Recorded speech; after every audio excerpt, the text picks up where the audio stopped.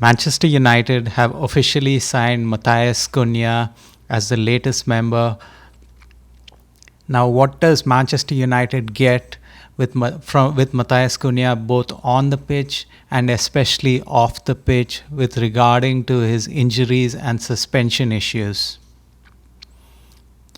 So Matheus Cunha was officially signed for a fee of £62.5 million, which was actually his release clause, which was just put into his contract recently. So they signed him for that amount, and the contract is for 5 years with an additional year as an option. Manchester United actually wanted to pay this amount over the course of his contract, but according to the terms of the contract, Wolves insisted on getting the payment over 2 years. So Manchester United is trying to push the first payment after July 1st. So that would push the payment to the new PSI year and thus basically get an additional year on the, at least payment wise. But anyway, as a fan, it doesn't matter as long as he comes in. Possibly it does matter a little if it affects the signings of other players, but I think this is the first signing, so Manchester United should be fine, but let's see.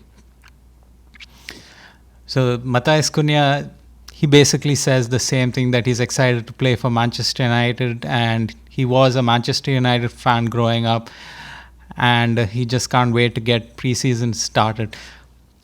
I'm okay with this, but I know a lot of players have come to Manchester United. They say all the right things, and some of them have actually been Manchester United fans, but I have seen a different side of them once they come to Old Trafford and Carrington. So call me very skeptical, because I'm not only in a wait and see mode with respect to any player who comes to Manchester United, even with a player who's played in the Premier League and who has basically been very effective. So let's see, because my mind goes back to 2 years ago when Mason Mount came, and we thought we were getting a great player, and we had the whole photo shoot, gave him the number 7, and then what happens? He gets injured. So there's so much which goes to the background of a player when they get him, and that's my biggest concern. So this is obvious things which anybody has to say, but I'm looking forward to actually seeing him in preseason, and then possibly seeing how he gels with the first team if they get to play preseason as. And this is what the director of football, the new director of football, Jason Wilcox, has to say. Basically, he has proved his ability to succeed in the Premier League as one of the most exciting and productive forwards in England during his time at Wolves, and before that in Spain and Germany. He has all the qualities we are looking for as we seek to build a strong, dynamic and entertaining team capable of challenging for the biggest honours. I think that was the biggest focus for Manchester United, to get players who had Premier League experience. I think by saving a little money or going for prospects from other leagues and bringing them over and then they don't seem to fit in was a big problem for Manchester United. So I'm glad at least with this one, and then possibly Brian Mbeumo, they are trying to fix that, because there's a big difference. You see that with Anthony as well. So he looks like a world beater at Real Betis, but at Manchester United he could hardly even dribble the ball. So I mean there is a big difference. Whether people want to accept it or not, there is a big difference. So I'm just glad that at least some of us, I know Victor Gyökeres, that's the biggest concern for him, but more on that in another video. So let's see about Matheus Cunha. So these were the stats for Matheus Cunha. So as not a second striker, though he plays second striker for Brazil, but as a winger or a left 10, he won't be playing. We don't have wingers, but as a left 10, what I want mostly is goals, but also shots and assists. So because that helps gauge whether he's affecting the play, whether defenders have to move out and keep him in check. Because if you remember the Europa League final, Ahmad was giving Tottenham the business the entire first half, and then they pushed another defender on him, and then he was getting bottled up, and then as a result, Man United's attack, it didn't fizzle out completely. We did have a lot of possession in that game, but for the most part, we were effectively neutered. So when you have these great technical players on either side, they like free up space, and that's what I'm hoping for mostly,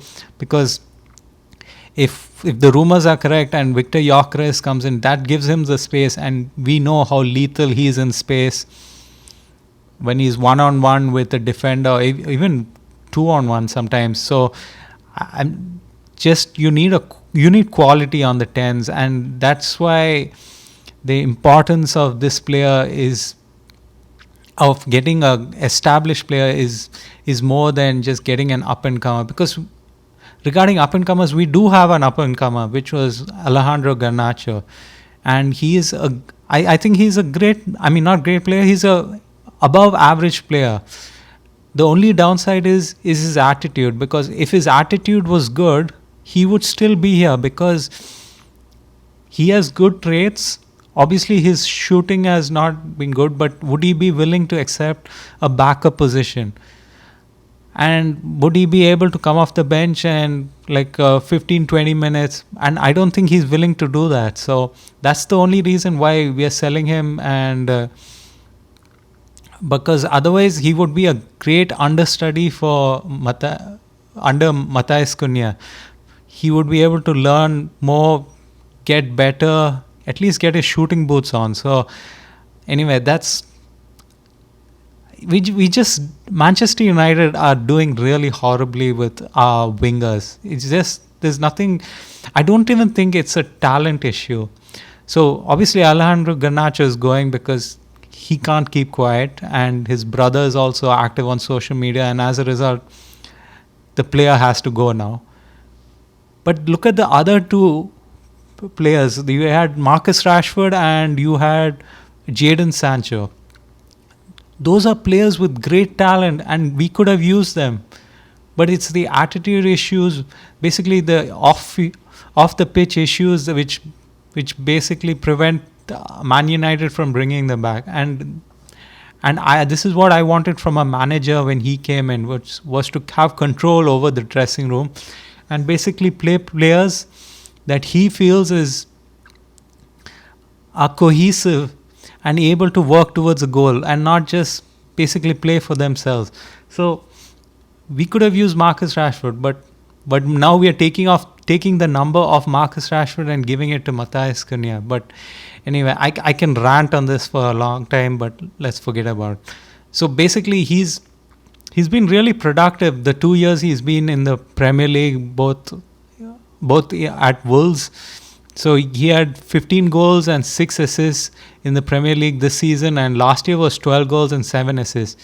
Hey, I will take those numbers, especially the assist numbers. If you're dealing with a great striker, I see these numbers going, okay, I don't want to overblow it, but I think he can match these numbers, especially with the players you're trying to surround him with. So I'm excited. Hopefully these numbers are matched this year. With respect to the stats, it's hard to say much about these stats.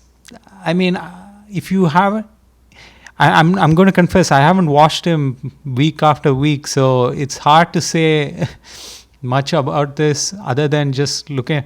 If he's better than 96% of other midfielders and wingers in goals, especially non-penalty goals, and total shots taken, especially when you're playing with a lethal striker who's great in short spaces and inside the box, I would take that any day. So I think he's a great fit. It's just that, again, what I've complained about, it's the off field which kind of concern me.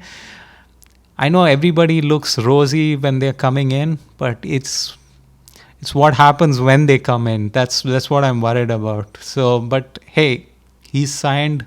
It looks good on paper. He looks good on tape as well. So, but let's see. So this is one I had to get. So obviously, if you look at this year, you're worried about his suspensions because this year was crazy. He was like fighting people, his teammates, and but when I actually looked it up, his suspensions, it was all this year because the previous years, like starting in 2017 up to the year before this season, he didn't have many basically character concerns.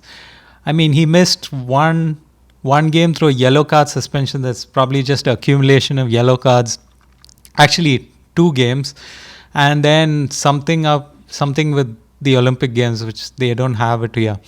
But only last year was when there were 2 incidents, and one of the incidents was in an FA Cup. It was 1-1, and he was trying to. Matheus Cunha was holding up the ball, and he was basically trying to delay the game. And then I think it was Kirkes who got in his face, and he reacted, and that was just a bad thing all around. But I mean, that's nothing much to be concerned about. I mean, it happens all the time. It's just this time he decided to headbutt him, so that was stupid. But anyway, he got 3 game suspension, but then they added an extra game. I think that was possibly because he was suspended earlier on that season, and that was, I think it was in an Ipswich game in the league, if I remember correctly. So I went back and watched the video. It was, I think there was basically arguments and just pushing and shoving at the end of the game, and he happened to grab a steward and grab his glasses. Again, yes, it is bad, but it's not showing a trend as such. So I basically chalked up these 2 suspensions for just random stuff. Not if it was a trend where he was doing it every season, where he's missing, like, so he missed 6 games last season, that would be a concern. But these 6 games were quite an anomaly. So I think he was also pissed that at the time Wolves were not doing well. I think Gary O'Neill, who was their manager, was let go after the Ipswich game. So obviously they were pissed. I want that. I want my players to care. I want them to be concerned that, hey, we are losing and this is not okay. I want collars to be grabbed. So I'm okay with this, collars to be grabbed of his own teammates, because so that he pushes them forward. So if I don't think he's just a hothead who can't be controlled. I think he was just passionate and probably just let it come out a few times. So do I have concerns? No. But anyway, that's the job of the club. They have to do their due diligence and see more about Matheus Cunha and what he is like in the dressing room and off the pitch. And then the injury history. Obviously, as a Manchester United fan, the first thing, I've mentioned this earlier in this video as well, Mason Mount, all the hoopla, number 7 shirt, the photo shoot, and then he's injured. So that's any player who comes to Manchester United, I'm worried about attitude, aka Marcus Rashford, Jadon Sancho, Alejandro Garnacho, and then injury concerns, Luke Shaw, Mason Mount. These are the 2 big concerns, because it doesn't matter what you can do on the pitch if you don't have these other things taken care of. So I was looking at his injury history, and he doesn't have like long. Basically, he doesn't have a long period of time where he's missing games. Like the most he missed.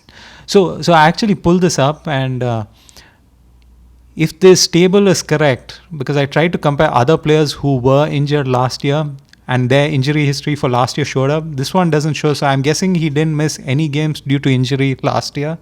It was just through suspensions. But then before that, at most he was out for 49 days, which was a hamstring injury, and that will happen because of all the running. But nothing but no injury where it was like consistently for a long time, or which was basically a chronic issue, which it seems to be the problem, because you know Schweinsteiger, who's that other guy from Bayern Munich, I forget his name, he was constantly injured earlier. Anyway, he came, and so basically injuries are a big concern. But looking at this, I think he's okay, hopefully, because if you get a consistent starts from him at the left end position, that's one position that you don't have to worry about. Most of Manchester United's team, at least for the last 2 years, have been suffering from a lot of injuries and lack of playing time, and that's why we had to go into the academy and get these players in, and we had a lot of them starting for us. But hopefully we are doing our due diligence and finding out who's more effective, and especially this season where we are playing a lot less games than other seasons, hopefully we can field a fit squad, and hopefully that will result in better results. Yeah, so overall I think he's a great player, but for me personally, you have to show it on the field. You have to show it as a leader. Let's see what happens when Manchester United is down. Are you able to control the game? Are you able to take over the game? That's all I'm looking for. How are you with your teammates? I know technically he beats a lot of players in the team and in the league, but for me it's so much more than just a